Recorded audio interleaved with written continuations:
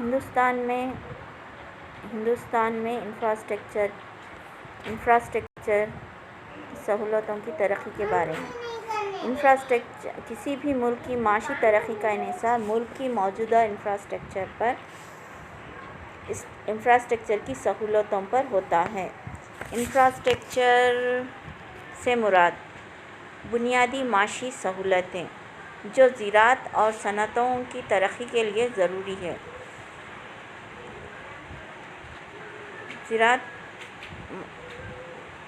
ہے، جیسے آبپاشی کی سہولتیں، قرض کی سہولتیں، برقی اور توانائی کی فراہمی، بینکنگ کی سہولتیں، حمل و نقل کی سہولتیں، ریلویز، روڈ، ذرائع مواصلات وغیرہ۔ یہ تمام سہولتیں معیشت کی بنیاد ہوتی ہیں اور انہیں مجموعی طور پر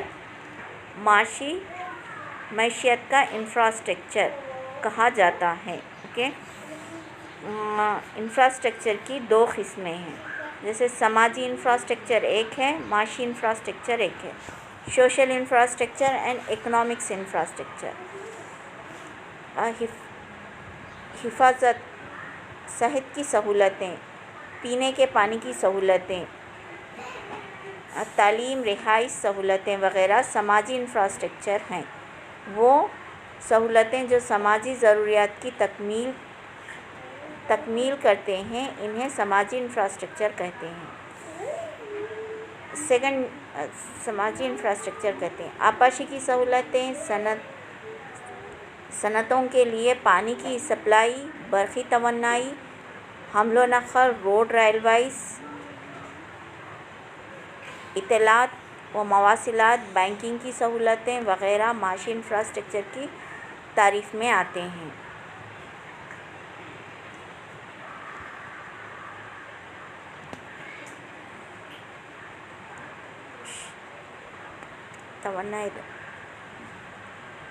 آزادی کے وقت ملک کی معاشی اور سماجی بنیادی کمزوریاں تھیں۔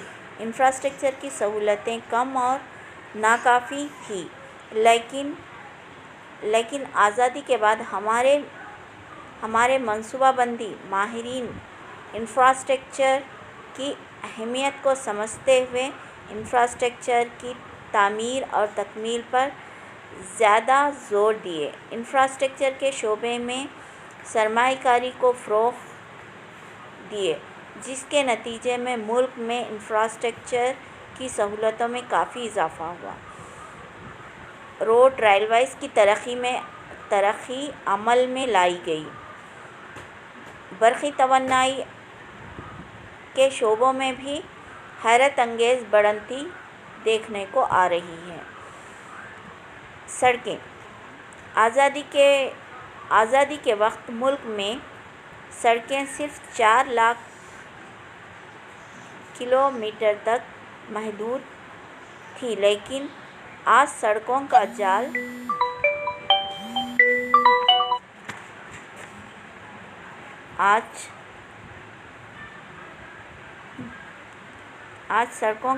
34 لاکھ کلومیٹر تک پھیلا ہوا ہے اور نئی سڑکیں تعمیر کی جا رہی ہیں،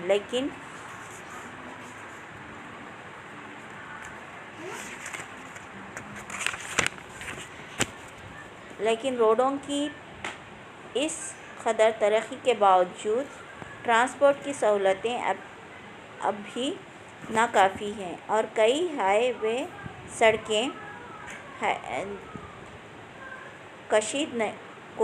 کشیدہ نہیں ہیں اور وسیع پلوں کی تعمیر ضروری ہے۔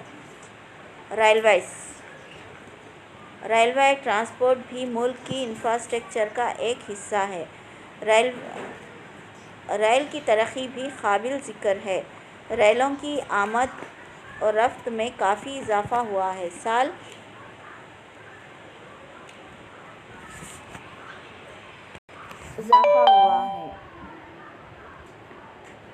یہاں پر آپ دیکھ سکتے ہیں ریلویز کے بارے میں۔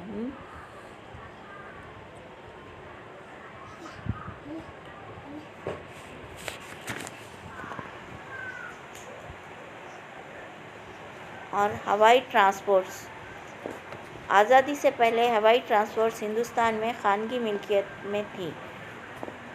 1953 میں ہوائی ٹرانسپورٹس کو قومیانہ کیا گیا۔ ہوائی سفر کے فروغ کے لیے ایئر انڈیا اور انڈین ایئر لائن کی تشکیل عمل میں لائی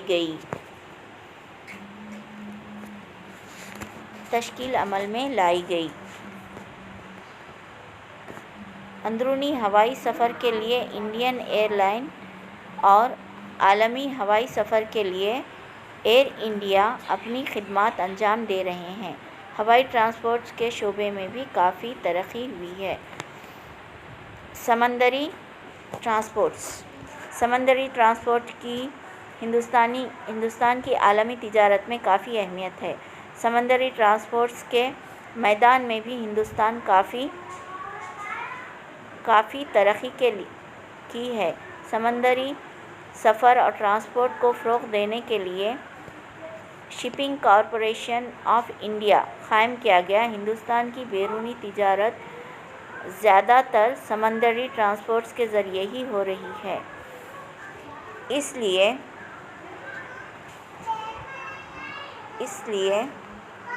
ہندوستان کی بیرونی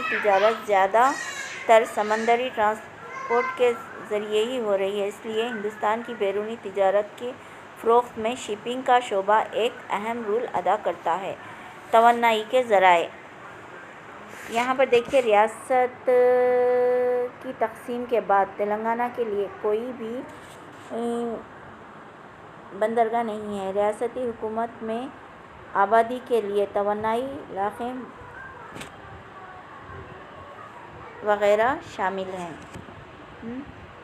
اور توانائی انرجی یہاں پر آپ لوگ دیکھ سکتے ہیں اور نوٹ بھی کر سکتے ہیں۔ آپ لوگ دیکھ لیجئے۔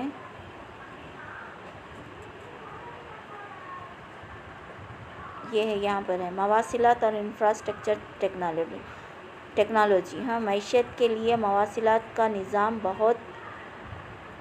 بہت لازمی ہے، کیونکہ یہ صارفین اور فروخت کنندگان کو مؤثر طریقے سے جوڑتا ہے۔ معیشت کے نمو میں تیزی پیدا ہوتی ہے۔ مواصلات نظام میں مختلف جیسے حکومت نے ریاست کو انفارمیشن ٹیکنالوجی کی ترجیح پہنچائی ہے۔ یہ دیکھ سکتے 2010 سے 15 تک کا نفاذ کیا گیا۔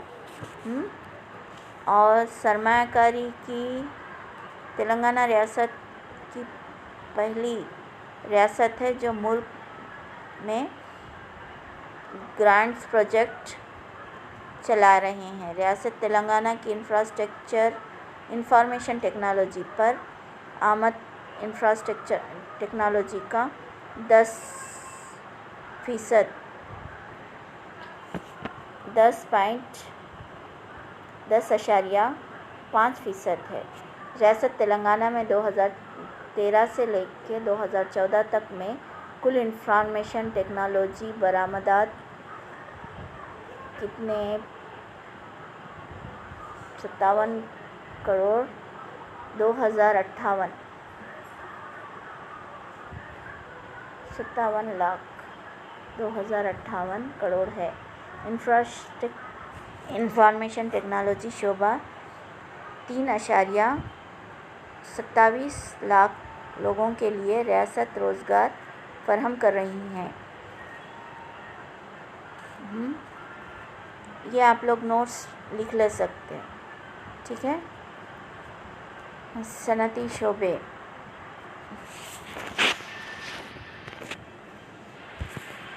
توانائی، یہ پورے ہیں نا انفراسٹرکچر میں آتے، اور ریاست میں اگر سے انفراسٹرکچر کی سہولتیں اچھی ہے تو ریاست جلد سے جلد ترقی کر سکتی ہے۔ Okay, thank you.